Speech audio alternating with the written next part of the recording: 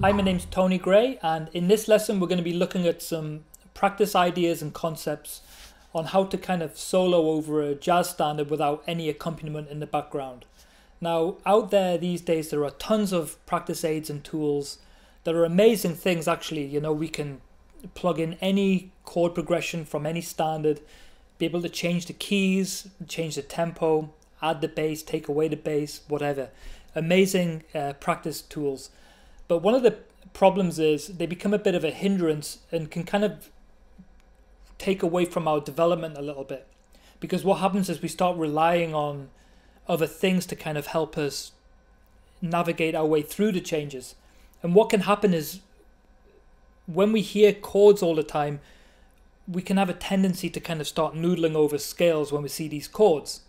And it would be interesting if we actually recorded ourselves solo over these things and then removed the chords at the end of it to see if we can really still identify the tune that we were playing. So again, even when you have like a drum groove in the background, it really does take away some of the responsibility of having a pocket and an inner groove and rhythmical ideas for yourself. Because again, we're just relying on someone else or another device to kind of nurture us through these things.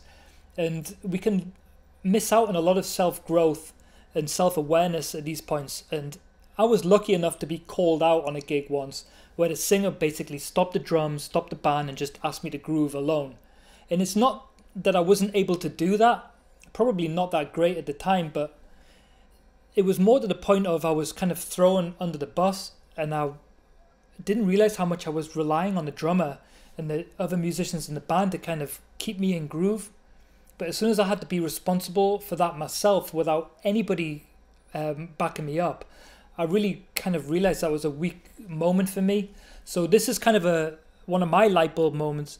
It's just learning how to play a tune or be able to solo over a tune or walk a bass line over a tune and clearly identify and outline the chords when I'm doing it.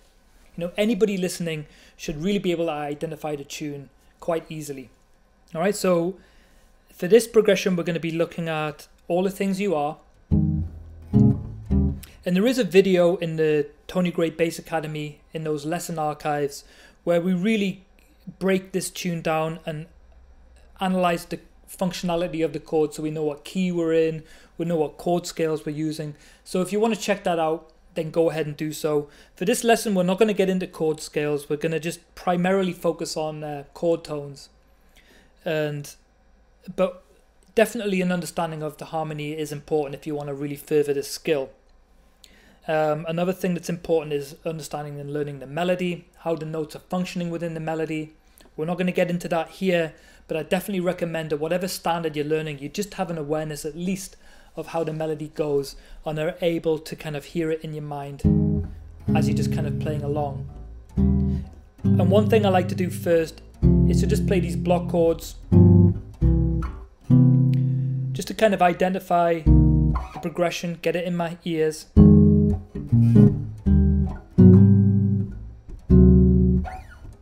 So very basic chords here. They're in the document, available in the document.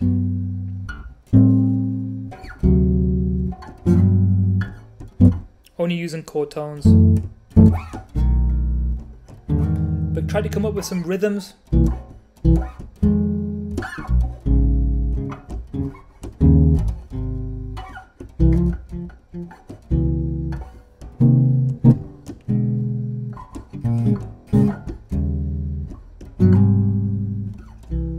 So the next thing I like to do is to just be able to identify the chord tones. You should really know these root position chord tones all over the instrument. And it's really spelling out the harmony.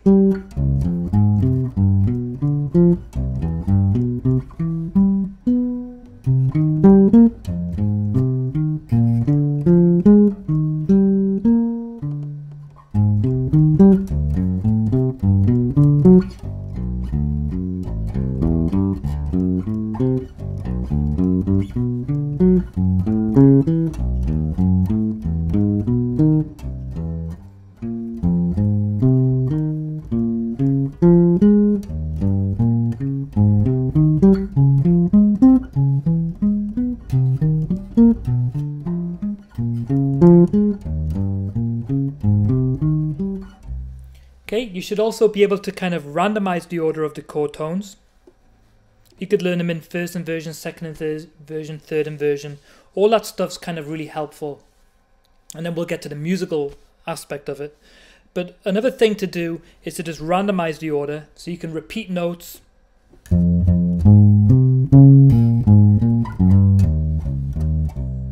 And again, just play like a quarter note line. And also in the Tony Gray Bass Academy lesson archives, there is a lesson on walking bass lines where we really learn how to kind of identify chromatic movement between chords, but only using chord tones. So chromatic, stepwise, cycle 5, all that good stuff. So then you can start kind of being able to learn how to flow through the tune with only chord tones.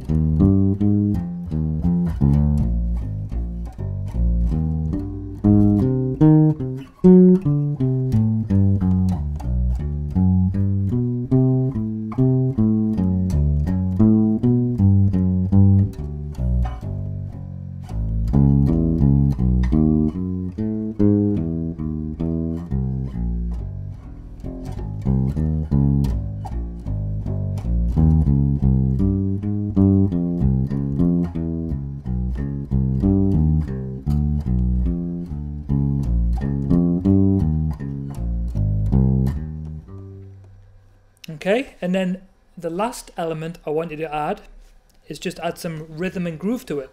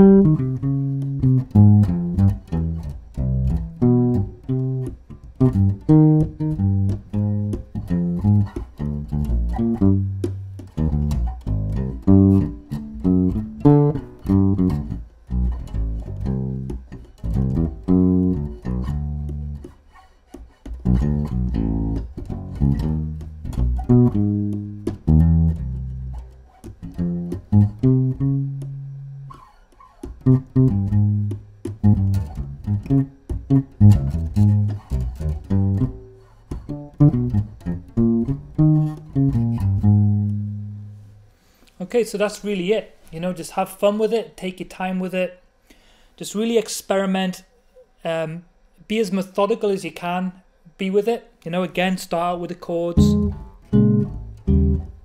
learn the melody. Next, learn the chord tones over it. You can go root position ascending. You can go root descending. The more you can get comfortable with that, first inversion, second inversion, third inversion. Then just randomize the order of the chord tones. And then start adding groove to it.